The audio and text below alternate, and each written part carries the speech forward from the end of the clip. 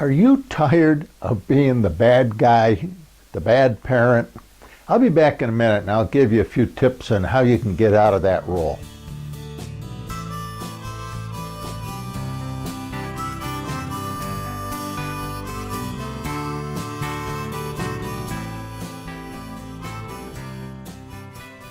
Hi, I'm Dick Rauscher. The complaint I often heard from parents in my parenting workshops over the years often sounded like this. My kids are driving me crazy. I'm trying to raise them as responsible, loving children, but all I hear from them is sullen, yes, Mom, no, Dad, responses to everything I try to teach them. They seem angry and sullen all the time. It's like I can't get them to mind me. It's like they never do what I tell them, and they say that all I do is criticize and lecture them. And now my oldest daughter is starting to talk back to me. I ground them or put them in time out, but that only seems to make things worse. The problem that these parents were experiencing were often the result of their parenting style. They were trying to raise healthy, happy children by teaching with words, rather than letting the consequences of their children's choices do the teaching for them. I would explain to them that when words are the only tools in your parenting strategy box, what your children are going to hear is exactly what they're telling you. Criticism when you tell them how they're doing something wrong, and then a lecture when you tell them what they should be doing, right?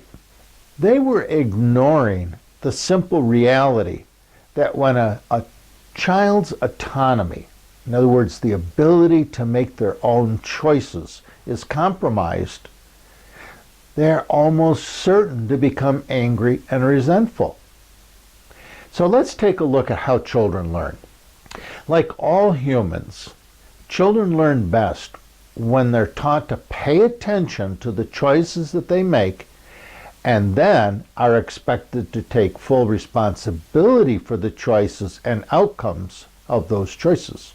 What I always recommend to parents is simply state your parental boundaries in a very matter-of-fact tone of voice, and then let the consequences and outcomes do the teaching. In other words, I would recommend that they learn to quietly and matter-of-factly follow through on the consequence. Never threaten punishment, and never lecture. And most importantly, never get angry, and never say, I told you this would happen. The moment you become angry or critical, your child will experience you as lecturing. You'll immediately become the bad lecturing parent, and your child will get angry at you instead of taking responsibility for the choice they made. In other words, they'll walk away blaming you for the stupid consequence. So to summarize, never be the bad, criticizing, lecturing, punishing parent. Simply support their sense of autonomy by quietly helping them connect the outcomes or consequences they experience with the choices that they make. There are two styles of consequence in the world for children. There's the consequence you as a parent matter-of-factly stated would happen if they repeat the behavior. And then there are the consequences that the world will impose on the choices that they make. So let's take a look at parental consequences. Let me give you an example. When my children were first learning to drive, the rule in our home was you will always drive alone for the first 6 months. No other friends are allowed to ride with you. If you violate that rule, you'll lose all driving privileges for 2 months. My youngest son was about 4 months into this family rule when I passed him driving through our small town with what looked like 12 kids in the car with him. I smiled and waved as he drove by, and I could see the panic on his face. When he arrived home, he walked into the house and put the car keys on the table. He knew I would follow through on the consequence. I looked at him and said quietly, "I know it's hard to say no to your friends." He nodded. I continued, "And that will never happen again, right?" And he nodded again. Then I tossed him the car keys and said conversationally, "So how was school today?" Now, I know you're going to say I didn't follow through with the consequence. And you're right, I didn't. And here's why. My 17-year-old son walked into the house that day fully expecting to surrender the car keys for 2 months.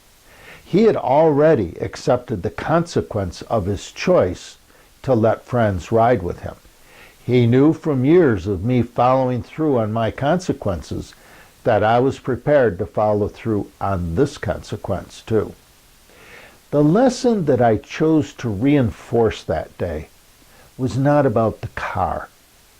I was quietly reaffirming the connection of his choices with the consequences of those choices.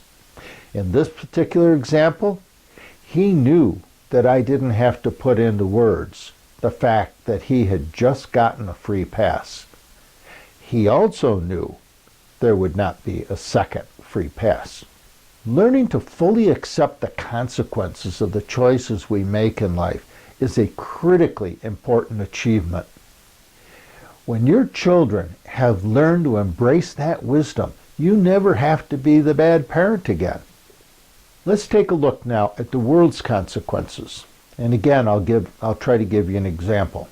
In one of the workshops, parenting workshops, I had a parent aggressively ask me one time, "So if your son used drugs and got arrested, you would let him go to jail?"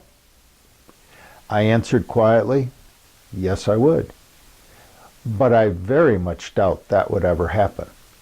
I have raised him to always take full responsibility for the consequences of his choices, to never blame others for the choices that he has made. I would be sad, and of course, I would be supportive and love him, but I would also respect his autonomy and his right to make his own choices in life.